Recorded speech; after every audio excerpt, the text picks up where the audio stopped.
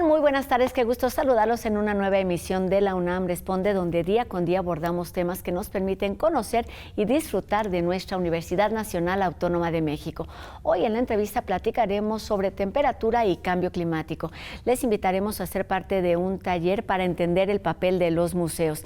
Y como cada jueves, también tenemos armonía digestiva, pero terminaremos en Michoacán para conocer un manantial que se encuentra en estado crítico. Esto gracias a UNAM Global TV. Comenzamos.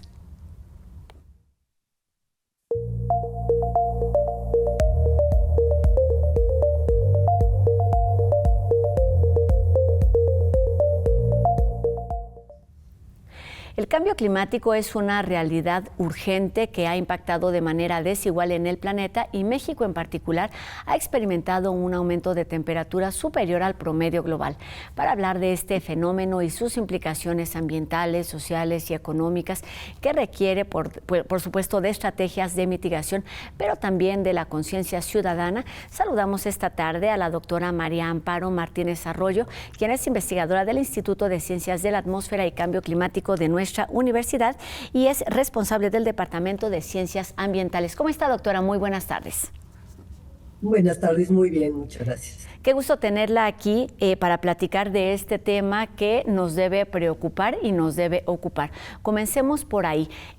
¿Cómo es que nos damos cuenta que está haciendo este aumento de temperatura desigual y qué hace que México sea el lugar donde se aumenta de forma más rápida, doctora?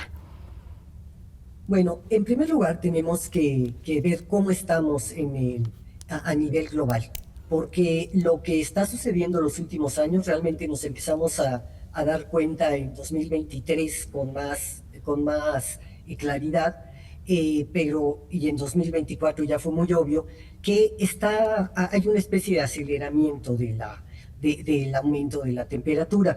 En 2024, a nivel global, fue el primer año en el que la temperatura promedio de nuestro planeta excedió temporalmente el 1.5 que temíamos y del que se hablaba en el Acuerdo de París. Claro. Esto no quiere decir que ya nos vamos a quedar ahí, pero ya lo excedió como también se preveía que iba a suceder, pero no tan pronto, que lo iba a exceder fuera temporalmente. Esto sucedió ya en el 2024 y en nuestro país nos dimos cuenta que había excedido aún más. No había sido solamente ese 1.5 o 1.55, sino que fue de 2.14 el promedio global. Entonces ha sido corroborar muchos estudios que hemos venido haciendo durante mucho tiempo para ver cuál es la velocidad a la que nuestro país está aumentando su temperatura, analizar las causas y ver sobre todo qué podemos hacer. Entonces, el panorama global está así. Hay un aumento, no somos el único país en el que ocurrió. En 2024, una gran cantidad de países, más de 103 países, estuvieron por encima de sus récords históricos de temperatura. Cualquiera que haya sido su temperatura máxima promedio, claro. fue superada en el 2024. Y entonces nosotros nos ocupamos de ver nuestro país. Claro, tenemos temas de qué ocuparnos. Es importante este parámetro al que se refiere, que era el de estar atentos a este aumento de 1.5 grados que se planteaba para un futuro en cuanto al 2030, incluso hasta se hablaba del 2050. Esto sucedió antes y es necesario entonces hablar de las causas. ¿Por qué se dio no solamente el aumento de temperatura que ya se esperaba, sino esta aceleración a la que se refiere, doctora? Sí, nada más quiero aclarar, no quiere decir que ya hayamos rebasado ese límite, porque cuando hablamos de rebasar el 1.5, tiene que ser algo que ya quede establecido. Okay. No es eso. Ahora, de alguna manera, llevamos 18 meses en el mundo entre 1.48, 1.5, está así, pero todavía no está establecido. Todavía puede ser que haya años en los que baje. De todas formas, no se pensaba que lo íbamos a rebasar tan pronto. Pero es importante la aclaración. Gracias, doctora. Muy bien. Ahora, ¿por qué pasa eso? Las causas. Bueno, en primer lugar, hay una parte que es la posición geográfica y los patrones climáticos que ya tenemos. México está ubicado en una región subtropical y una parte tropical, cuenta con zonas áridas y semiáridas en una gran parte de nuestro territorio.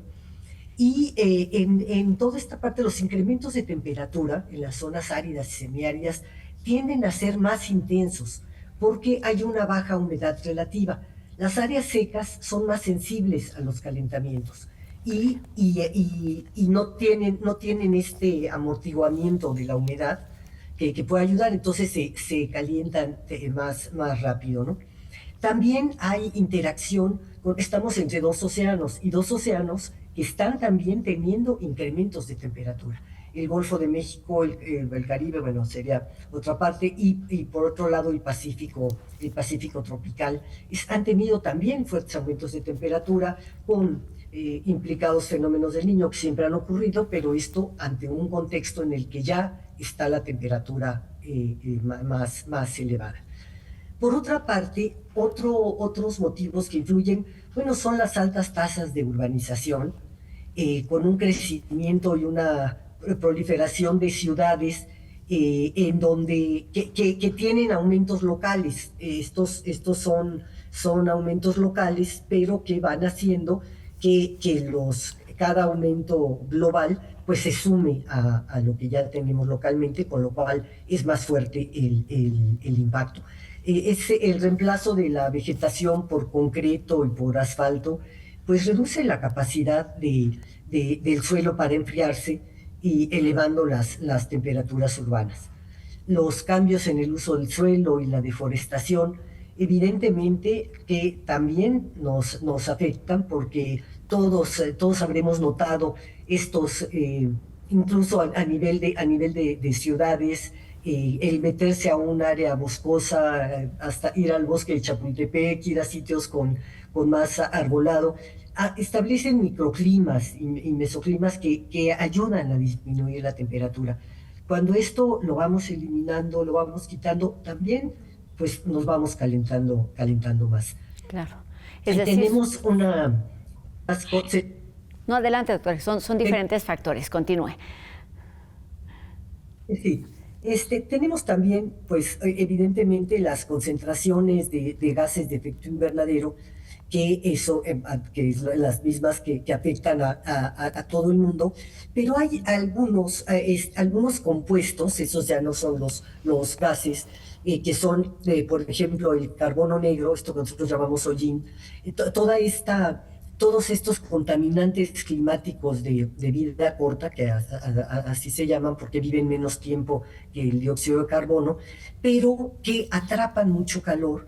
Y en países como el nuestro, que tienen todavía esos problemas de quemas de basura, los incendios forestales, sobre todo el transporte de carga, la quema de diésel, que hace que tengamos, además de una mala calidad del aire en muchos sitios, estos compuestos atrapan más el calor y tienen un potencial de calentamiento mucho más alto que el dióxido de carbono, solo que viven menos tiempo. Entonces, limpiar nuestro aire en nuestras ciudades es aún más urgente porque además interfiere con la salud de la población. Entonces, calidad del aire, es cambio climático y es salud. Entonces, tenemos todos los motivos para actuar y tratar de que esta situación que tenemos de base por una situación geográfica, claro, no se esté incrementando por estos otros factores. Claro, hay cosas que no se pueden modificar, como es esta ubicación geográfica, pero hay otros muchos factores que, por supuesto, deben atenderse. Doctora, hablamos de lo que vemos, de lo que sentimos en cuanto a estas mediciones, a este registro acelerado, en cuanto a el calor que sentimos, digamos, en la vida cotidiana, pero este aumento de temperatura tiene efectos más allá de lo que podemos medir, al menos de forma inmediata. ¿De qué estamos hablando? ¿Cuáles serían o cuáles han sido o pueden ser las principales afectaciones de este aumento de temperatura local? Sí, es muy importante aclarar eso, qué bueno que me lo pregunta, porque de pronto pareciera pues aumenta la temperatura, sí, vamos a tener más calor, sí, pasa, hay de repente olas de calor donde tenemos que hacer algo, pero pues ¿qué más?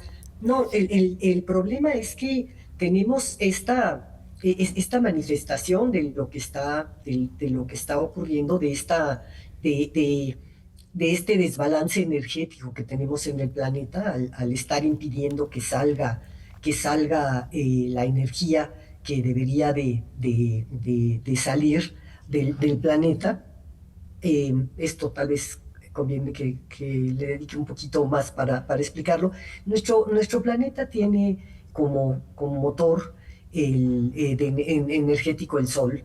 Entra la energía del Sol, calienta el planeta y el planeta tiene que responder, bueno, responde calentándose y sacando energía. Debe de salir la misma cantidad de energía que entra.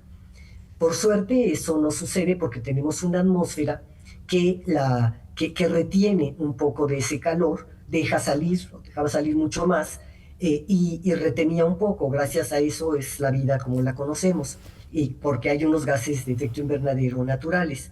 Sin embargo, cuando los seres humanos aumentamos en cantidad masiva esos gases que están en una cantidad mínima en la atmósfera, pero nosotros la aumentamos muchísimo, pues lo que hacemos es que salga menos de la energía que debe salir. Está entrando más energía de la que sale y el resultado es que el planeta se calienta.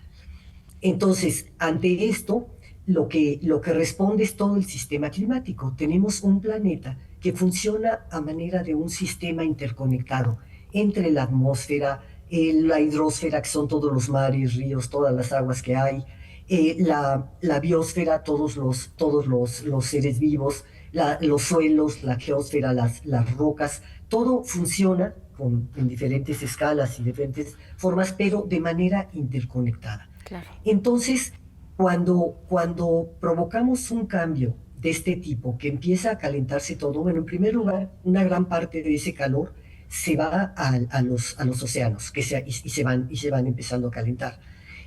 Otra parte se queda atrapado en la atmósfera y sigue evitando que salga la energía que debería de salir completamente.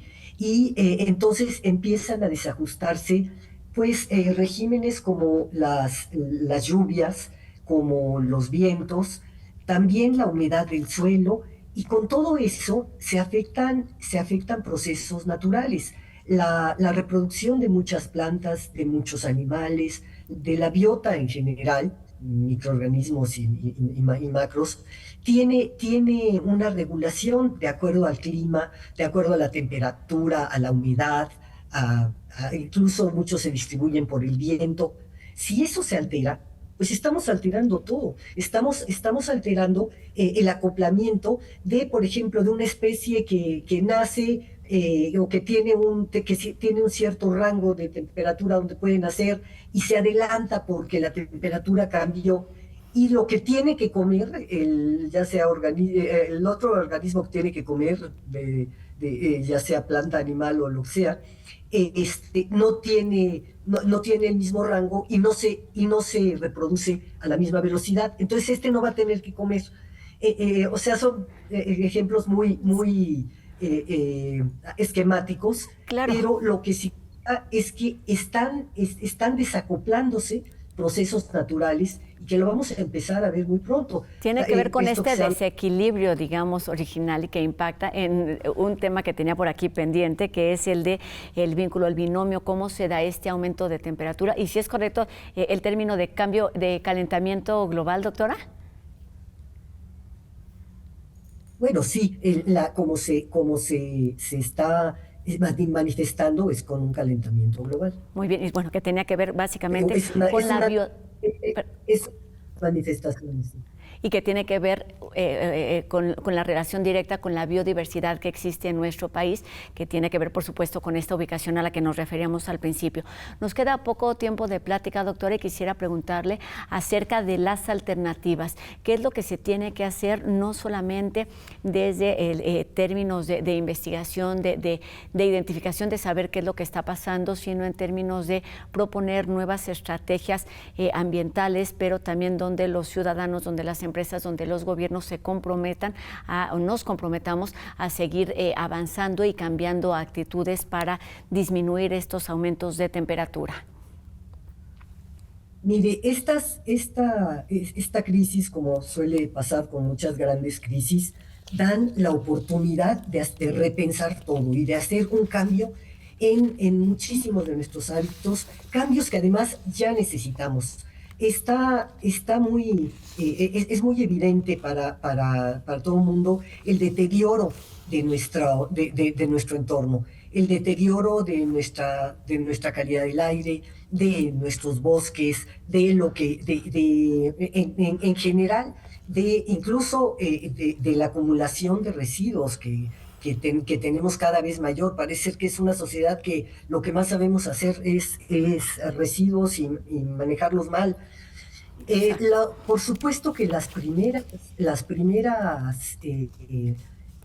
alteraciones que vamos a ver es en los ciclos biogeoquímicos que pasan por todos estos compartimentos que les he dicho, como es el agua.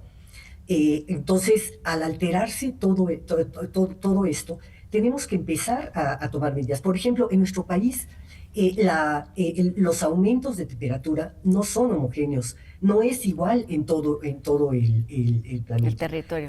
Yo les puedo mandar en todo el territorio. No es lo mismo, así como teníamos antes distintos tipos de clima, de acuerdo a cómo está distribuida la orografía y cómo está distribuido nuestro país.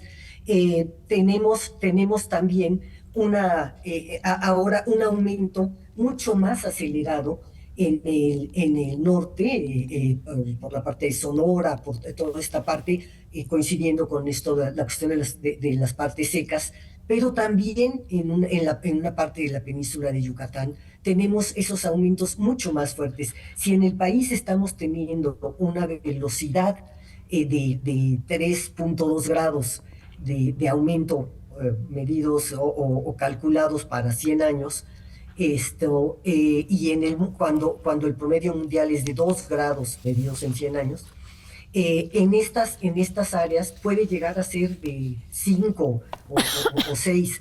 ¿Qué quiere decir eso? Que se están calentando a una velocidad en la que tenemos menos tiempo para tomar medidas de adaptación y para cambiar cosas que nos ayuden a frenarlo.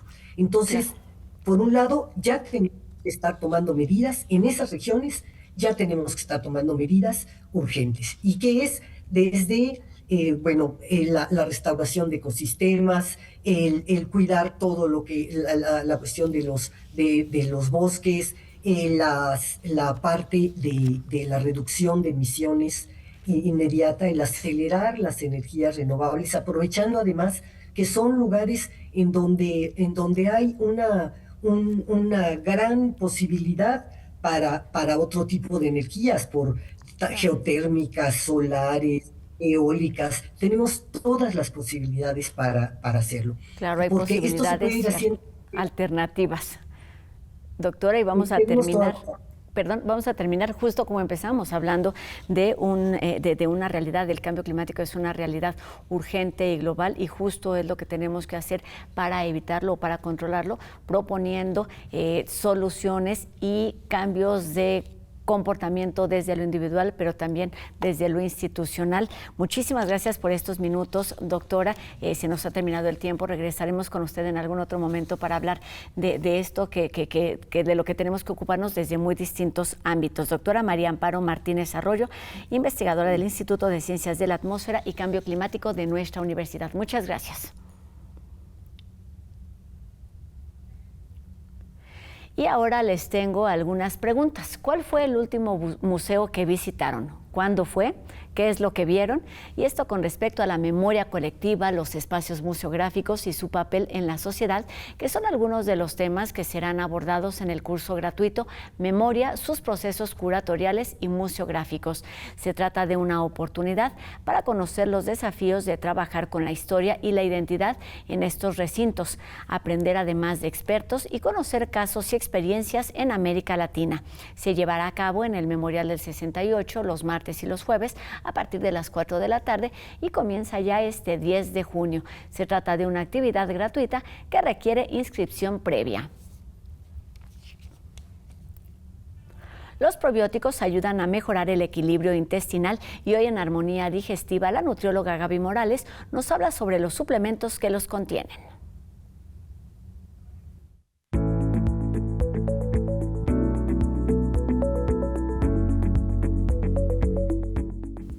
Hola a todos, bienvenidos a Armonía Digestiva. Yo soy la nutrióloga Gaby Morales y hoy les voy a platicar un poco sobre los suplementos con probióticos.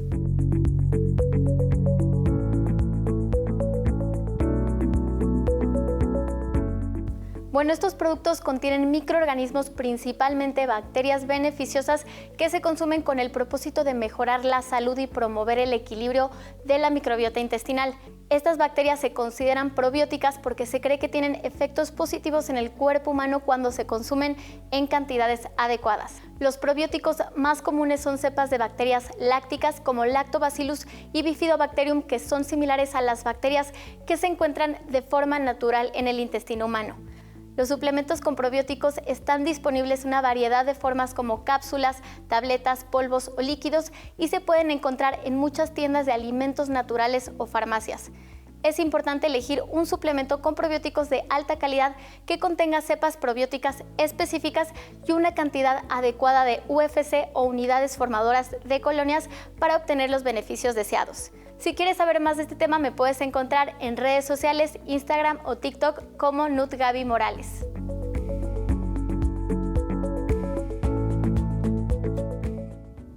Y en más sobre el cuidado de nuestro planeta, UNAM Global TV nos lleva al estado de Michoacán para visitar uno de sus manantiales y conocer la situación crítica en la que se encuentra.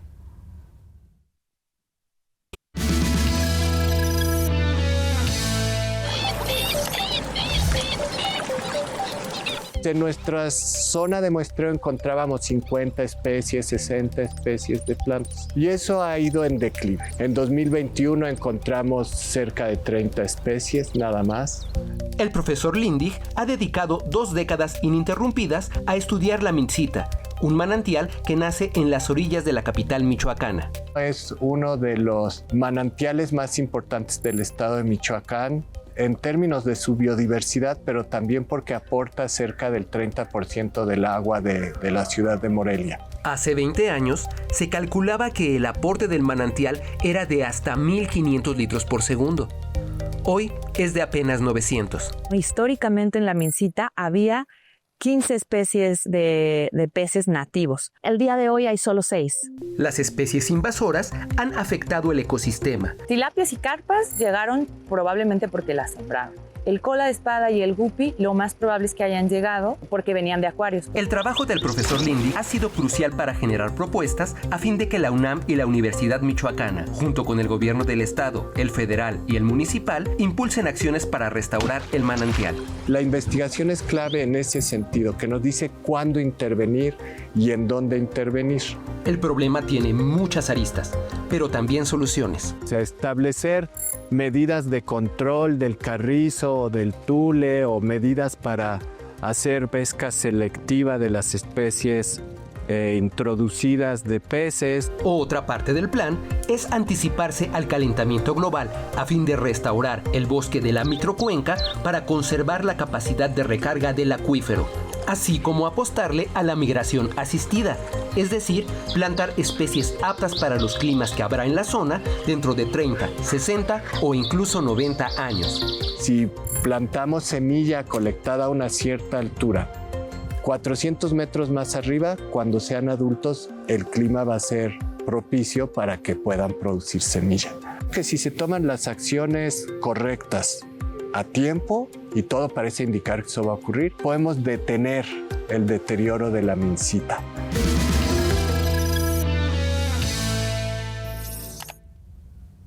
problemas globales que requieren de soluciones globales y, por supuesto, de la participación y conciencia de todos y cada uno de nosotros.